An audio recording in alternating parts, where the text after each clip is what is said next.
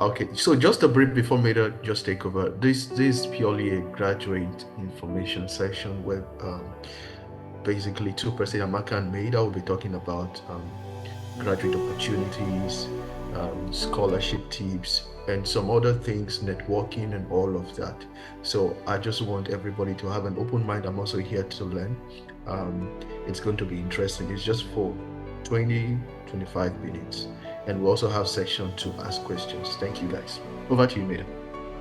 Okay, thank you. Let me share my screen. Um, are you able to see my screen? Yes, please. Okay, so thank you. I am Kolutan Meda Tafuchoni.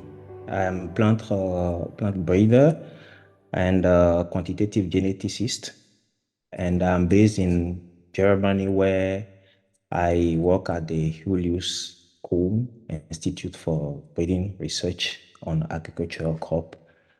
And I'm really excited to share my journey, and yeah, so I I hope I will inspire some of the people online in their own journey, you know. So to I will start first by talking a little bit about myself. So, as I said, I'm plant breeder, and with my 6 years of experience, I decided to specialize in everything modern breeding techniques, including the use of genomics and marker-assisted breeding, for instance, to increase genetic gain for complex quantitative traits. And I will say that I've been fortunate to receive over 20 scholarship grant, research grants and awards. And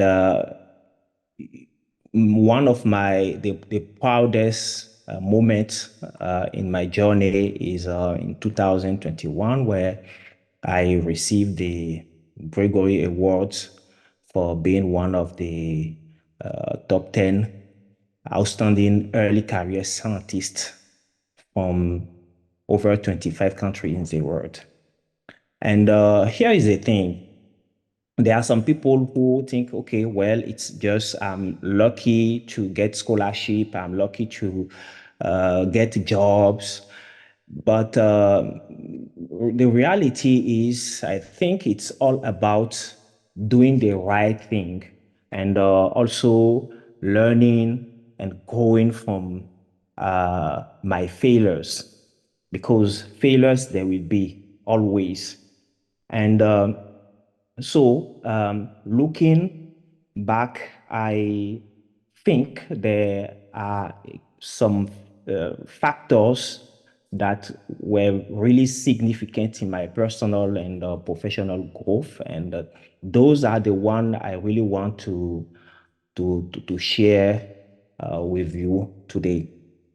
So the first thing, the most critical, in my opinion, that play a great role is to define a clear goal, and this earlier.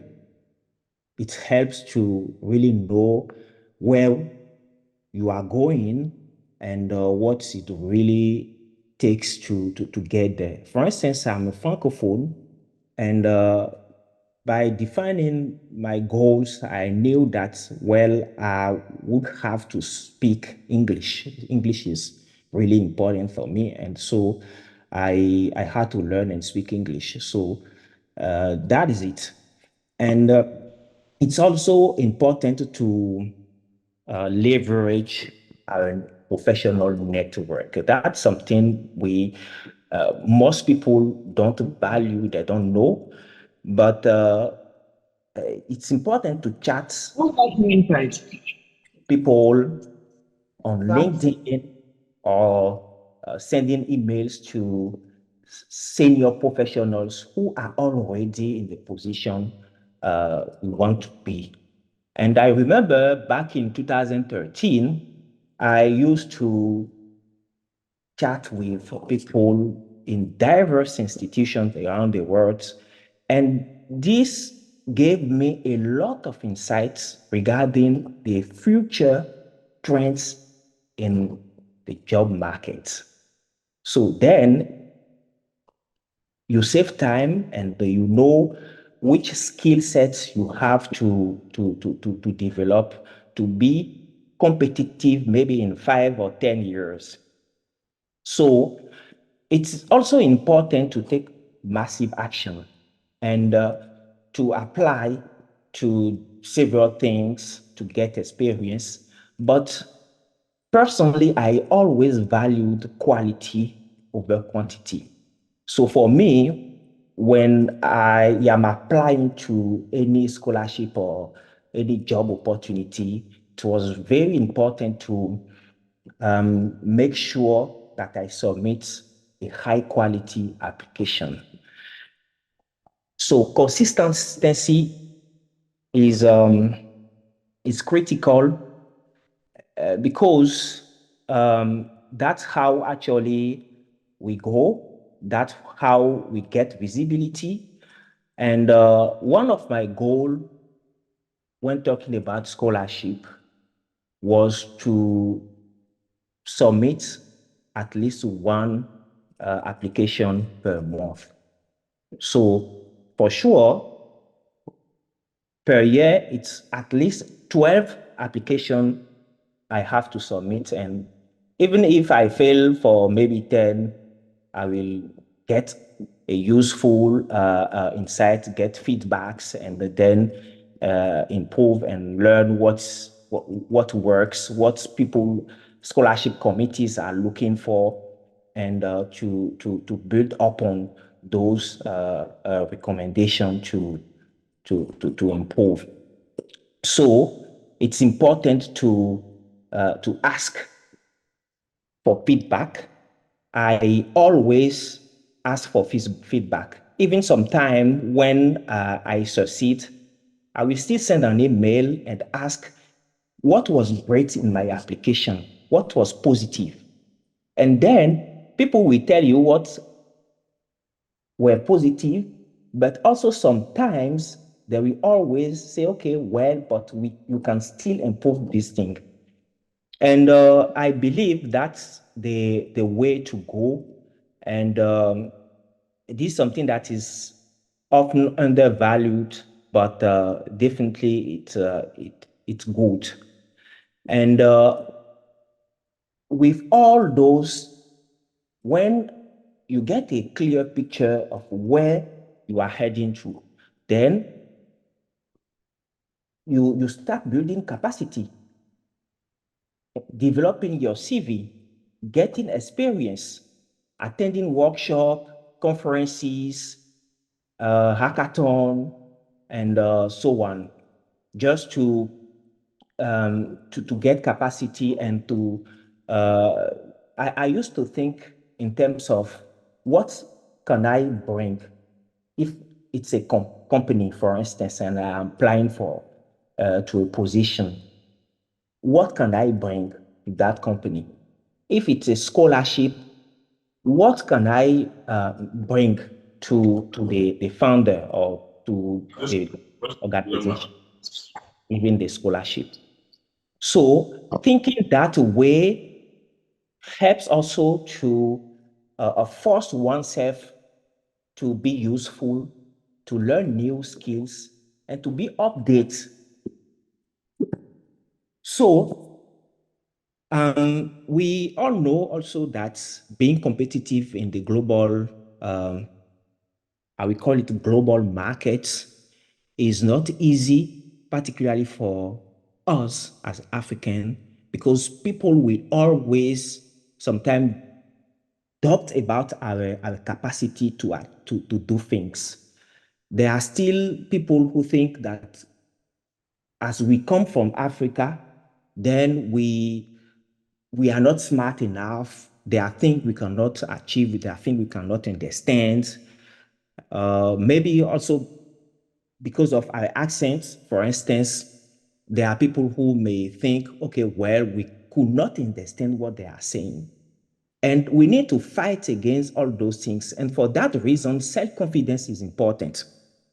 So this is a call to all the young guys there and also all the young professionals who want to um, find opportunities both to be resilient, to believe in themselves, and to rather prove our worth through the quality of the work we can deliver, through our achievements. So that's how we can also earn respect. That's how, in a team, people who, when you start, think, okay, well, you cannot do anything great, they will start believing in you, and then they will maybe become your closer colleagues and that. And one also major thing that helped me a lot is mentorship, because I talked about 2015 when I got my first scholarship, but this is under the leadership and the mentorship of my current mentor, who is also a friend today and almost a member of my family. So mentoring is critical, and it's important to also choose wisely our mentors based on our career goal and based on what that person can bring in terms of experience, because they already made all sorts of mistakes. So it's better to learn from them to speed up actually our growth. And the last thing I would like to share that contributed a lot in my career development is that I always think big. So my most of the time I define goals sometimes that scare me myself, because sometimes I really don't know if those are things I can achieve. But you know, this quote, you should shoot for the moon, and even if you miss it, you land among the stars. And I think that's very important, and everyone should should keep that in mind. But before I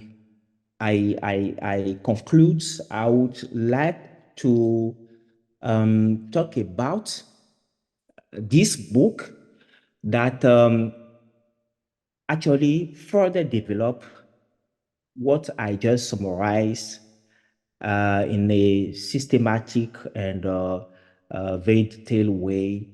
And Hello, Mida. Um, Apologies, please. So we are running out of time. If it's possible for you to share the link, we want to move into the next person. Amaka would be Amaka is the next person that will be taking over. So we also have time for questions. Like we have like 5 minutes at the end of this when you guys are done for questions. So if possible, you can just share the link of the book on since it's free on the chat box while I call on Amaka to come talk about available opportunities, please. Thank you.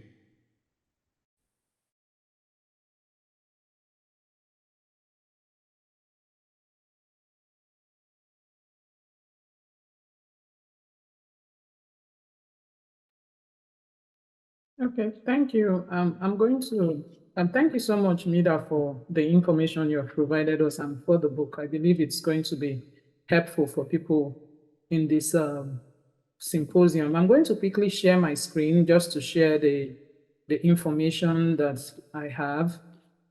Um,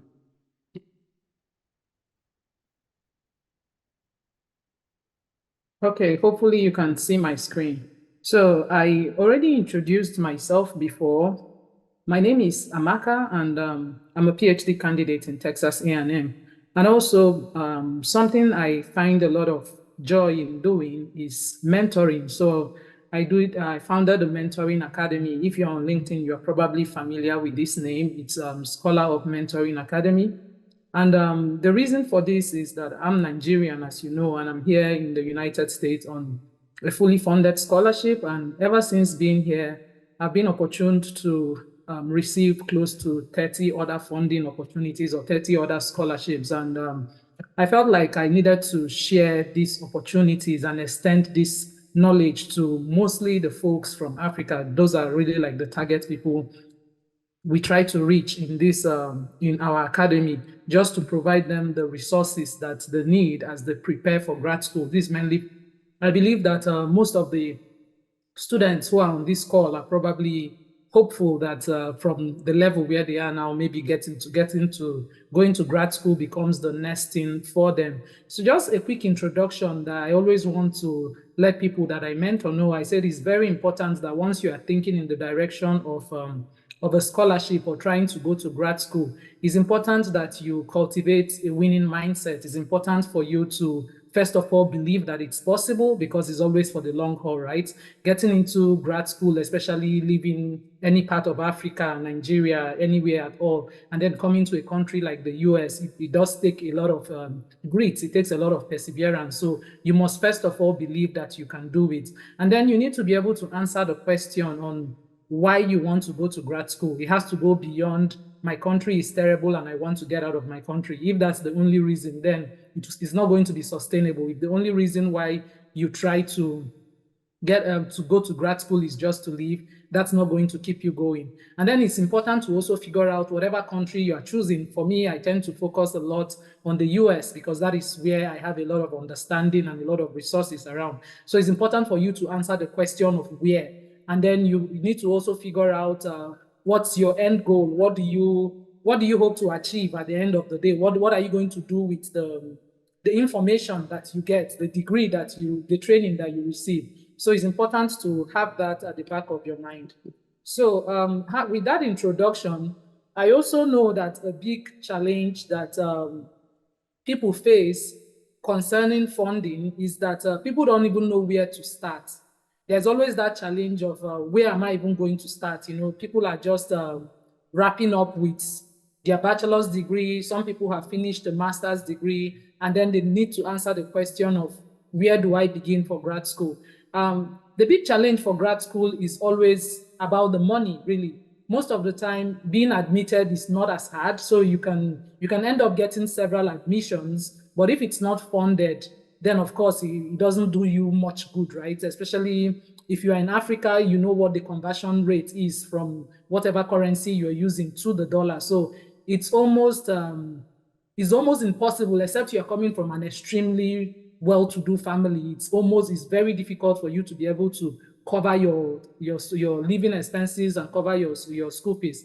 So some of the funding resources that you should be looking out for would be like getting a direct scholarship from an advisor. So in this process, you want to go through the whole process of cold emailing, trying to build relationship, trying to network with them, trying to pitch yourself and say, this is the research I want to do, and all of those. And then sometimes there are funding available from departments, from the college. For me, the funding, part of 50% of my funding actually came from the college, and then 50% is covered by my advisor. So it's important to also keep and be aware that these funding resources are available. Then there are university-wide scholarship. Then there are also like international scholarship that you can look out for. And then sometimes from your workplaces, I know this is often common with people who are like lecturing in the country.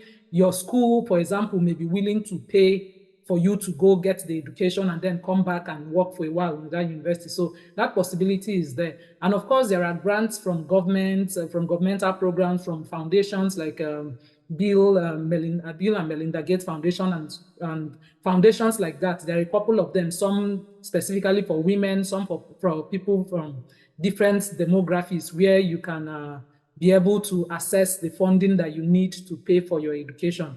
And lastly, the last option, which I never encourage, is loans, but that option is there. And mostly I only say is only maybe when you've gotten, say, 70 or 80% of funding. And then you realize that you're just trying to cover up the remaining 20%, then you may begin to consider loan. But I'm never going to advise anyone to fully go on a graduate education knowing how expensive it is per year and everything on loan. That's going to be very difficult for you to sustain. So having talked about this, something else I wanted to point out that I know that is important for students to keep in mind as you prepare yourself is, what do you even need to put together before you go about this process? You've decided you want to go to grad school.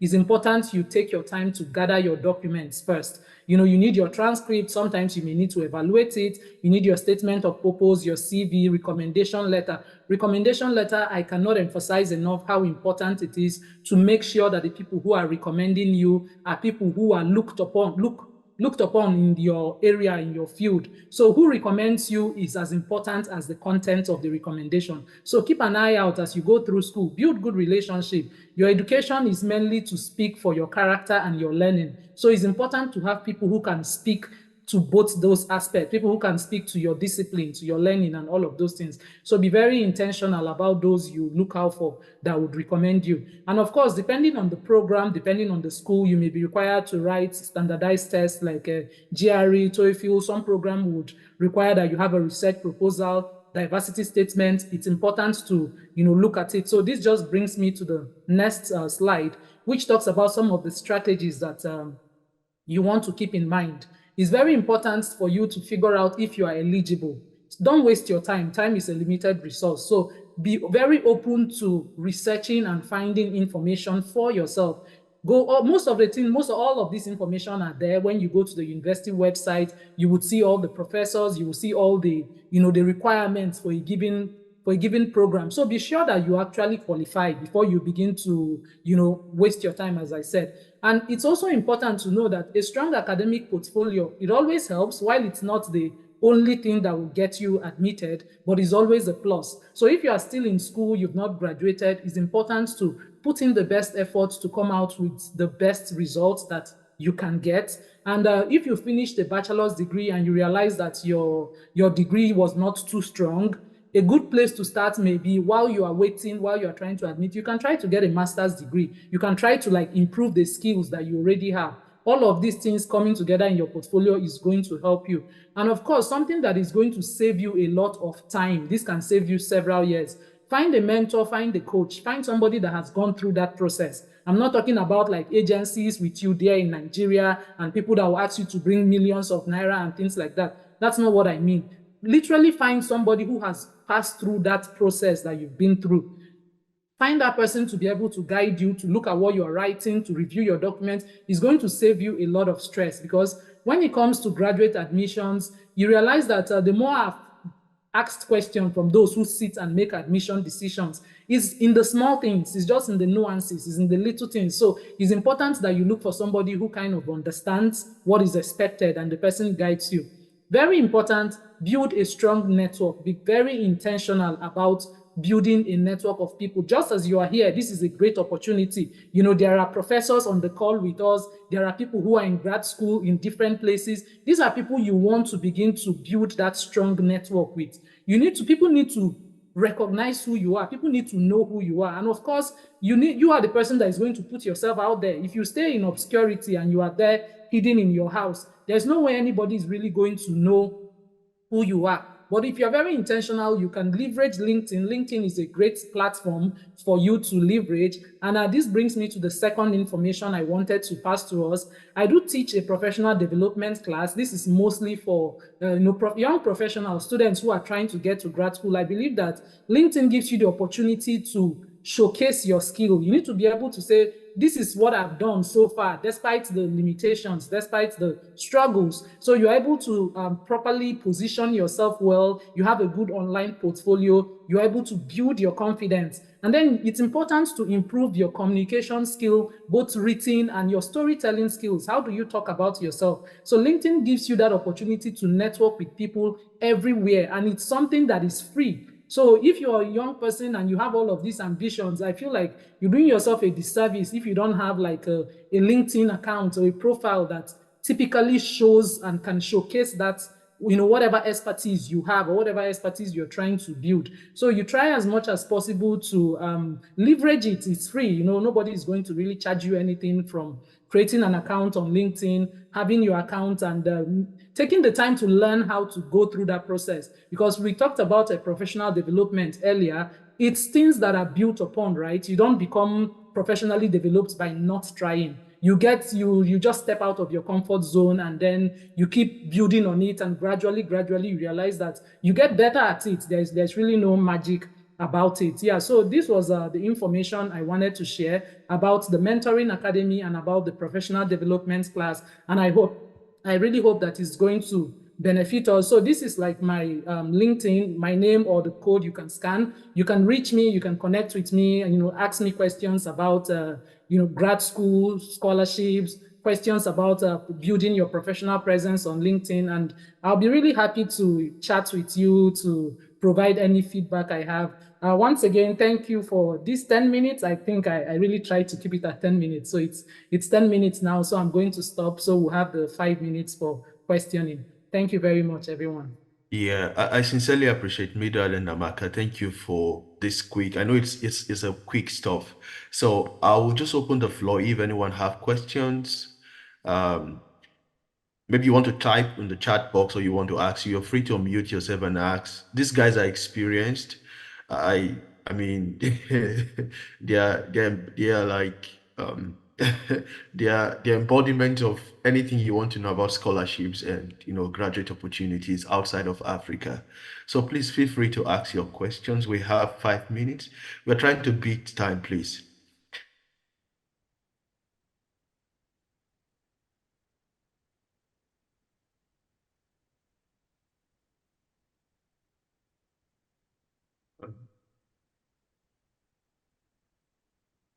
Maybe there are nobody looking for opportunities here.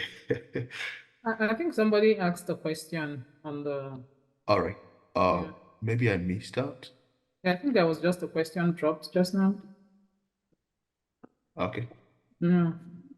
All right. You can answer the question. I can find it actually. Okay, so how much is IELTS or TOEFL? I need to register. That's one thing I did not say is it's very important to learn to ask, learn to ask good questions, learn to ask questions that help you. We are not, personally, I don't run the exam, right? So it's something that this information is very easy for you to find by going to the sites, like go to the IELTS site, go to the TOEFL site, you can find the information. So at this level of learning, it's very important to take a little bit of responsibility for your learning. Try to ask questions that are difficult for you to find the answer. But a question that you can go on the site, just click IELTS and ask for the price and it gives you the answer. Yeah. Yeah. So if you have another question concerning the process, that would be a question that is going to be helpful for you. Maybe Midat has something else to add to that. I don't know. No. Okay, Yeah. so somebody So has a different question. this kind of information are It's available easy today. Yeah. online. So So I think there's a question here. yeah.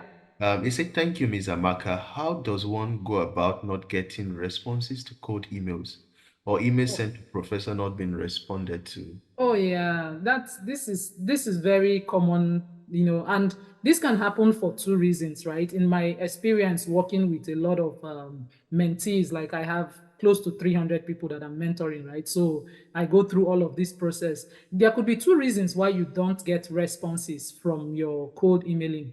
The first one is that sometimes some schools have spam block that they don't even get the messages. That's one thing. There are some schools that, if your message is coming as far from Africa, maybe to the US, they may not even get the message to begin with because there's that spam block. In that situation, what are you going to do? Then the second one is professors get tons and tons of these messages. So many professors, sometimes they get up to 200, 300, and it's hard to keep up. So if you don't write your email in a way that is catchy, Catchy in the sense that there's something that makes the professor stop to want to like, oh, okay, who is this person? Let me take another minute to look. Sometimes people do the copy and paste thing. You do like a generalized cold email. Once you've written one, you send it to 500 professors. They get tired of it too, right? They're very busy people. Professors are very, very busy people. Like they have so much things to do. So for your cold email, you want to be as personalized as possible. Make the effort to have researched a little bit about the person you're writing. So the way you would word the email will make the person know that you've done some bit of the work. That's not like asking how much is the price of something. It just feels like you've not done the barest minimum. You've not like taken the time to figure out what do they even do in their lab? What's the work? What is this professor doing? How do I even fit in? How do I become a good fit for this program? So these are critical questions that make somebody want to stop and look at your email. And then the last point I want to add, which I think this will be very helpful to you, is that when you write a cold email and you get a few people responding to you and giving you positive feedback, even if they don't have funding, that's a good networking opportunities to ask them that, please, can you help me distribute my CV? Can you help me reach to, because they know better, right? If you've met like a professor that we had on the call with us, Professor Carlos, he probably knows all the other plant breeders more than you would ever know. He already has access to them. They're in the same society and all of those things. So you've gotten access to one person, two people responding to you. Leverage that connection. Don't just say because he said, I don't have money, that's the end of it. No, you don't have money, but you can help me. Now you've seen my work and you can help me distribute it. So these are some of the tips and tricks that you can utilize to kind of spread that network and just get your name out there. So I really hope that helps you. Yeah, thank you very much, Amaka. Thank you for that response. We have some questions in the chat box, but I want to just quickly call on Oludari. Oludari have a question. Can you unmute yourself and I think ask, please? Oludare is one of my mentees. Go ahead. Oludari, you can unmute yourself. Okay, Yeah. thank you so much for the opportunity. Please, can I be heard clearly, please? Yes. Yes, I Yeah, can. please. We can hear you Okay. clearly. Thank you so much for the opportunity. Okay, so my question is a sort of a follow-up question to the one you gave response to already. Ma, when is the ideal time to send a code email? And is there an ideal word count range? Sometimes we want to relate so many information, probably talk about our background, try to ask some questions about their current researches. Is there an ideal word count range to make sure that at least all the information we are trying to relate to the professor are still within that certain range, something that would not make it too short and will not make it too long, that even going by their busy schedule, they'll still be able to at least go through it and then respond accurately. Yeah, I get the question. That's And it. I'm just going. Yeah. Are you saying something? Okay. I got the Yes. question and I'm just going to give you a quick response because I know like we are short on time. Of course, when it comes to grad school seminar, that's a whole symposium, right? That's like a whole thing that is going to take a while to go through the whole pieces, but I'm going to give you a quick response. When it comes to writing cold emails, it's better to keep it focused. I would always say maybe 500 word count. Like don't go overboard with burdening it with too much. It's not the length of information that makes it impactful. I always say that because I do teach a class on professional development and I teach people about writing, writing content and all of those. It's not that the fact that what you've written is so long, that's not what makes it impactful. You can actually say very meaningful things in short lines, like just utilize every word. Don't, unnecessarily burden what you're saying by repeating it. You want to respect people's time. So keeping it focused is always the best time. And you said the best time to start sending a cold email, I would say the best time is today. The best time would have been maybe 2 years ago. But since if you've not started 2 years ago, the next best time is today. There is really no good or bad time because if professors are willing to take you on their program, you can actually resume any semester. Even though the official semester is fall, I personally started school in the spring. I started in January. I did not start in the fall. So if you find the money, you can start anytime. People start in the summer, people start in the spring, people start anytime. So it's always about the money. It's always about the money. So you can start at any given time and keep building those relationships. Sometimes it takes several months. Decisions on the person that is brought into a lab is sometimes made 1 year ahead of when the person shows up. So start building that relationship. So start today. Today is the best time. Okay. Thank you very much, Amaka, and thank you very much, Midad. I know you guys are loaded and you have so much experience. Yeah, that's why I say it's not it's So not a at 5 minute this, thing. yeah, at this point, please, we want to move to the next session. Yeah. There are questions on the chat. If you could kindly go and answer them, like the questions that are directed to us. Karim Adesope, please, pardon us, we'll not be able to take your questions, but you can ask if it's to Amaka or to Midra, you can ask them directly. And maybe you could just do us a favor, You Amaka, can and even connect with me, yeah, exactly. my Maybe by mentoring dropping your academy social media page. handles Yeah, and you maybe can your connect email, and please. Yeah, on yeah, the chat box, and then okay. you could always send out Yeah, questions. that should make it Trust me, these easy. guys are professionals in this thing. Be rest assured that they would give you good responses. They will attend to you. Quickly before we go into the next session, is Matthew online? Matthew want to do a Yes, shout. Sam, I am. Exactly. So in just 1 minute, I want you to do a shout out to some important dignitaries that we have in our midst, and then we'll go to the next